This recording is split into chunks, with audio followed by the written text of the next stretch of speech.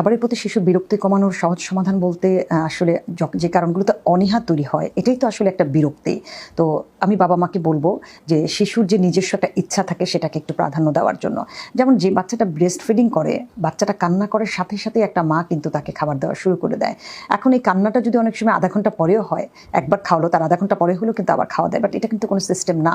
From the beginning আপনাকে এই সিস্টেমটা ঠিক করতে হবে। একটা বাচ্চা পৃথিবীতে আসার পরেও 1 থেকে 1.5 ঘন্টার আগে সে সেকেন্ড মিল পাবে না। একদম ডিফারেন্ট কেসগুলো আলাদা। নর্মাল বাচ্চার কথা বলছি যে আপনি জন্ম হওয়ার পরে সারাদিন মিলে বাচ্চাকে 8 থেকে 10 বার সর্বোচ্চ 12 বার সে খাবার খাবে। সো এটাও কিন্তু দেখেন 1.5 থেকে 2 ঘন্টা।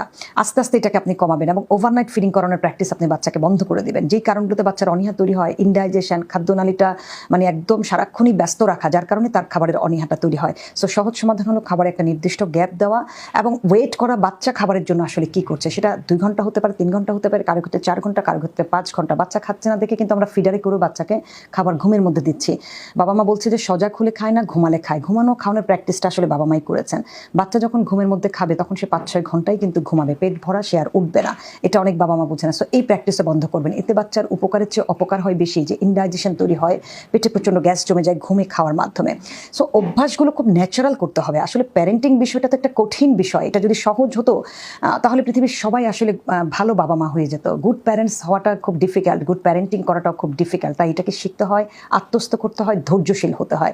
সো বাচ্চার যে অনীহাগুলো খুব সহজেই আমরা দূর করতে পারি যদি আমাদের মেন্টাল হেলথ ভালো থাকে। আমি বাবা মার কথা বলছি। বাচ্চাদের অনীহা শুরু হয় বাবা মার কারণে। বাবা মা ফোর্স করে, বাটিতে যতটুকু নেয় পুরোটাই তাকে খেতে হবে এবং টাইম মতো 2 ঘন্টার মধ্যে খেতে হবে। একদিনও ডিম মিস করা যাবে না, একদিনও কলা মিস করা যাবে না, বা সবই খেয়েছে ভাতটা খায়নি ভাতও খেতে হবে।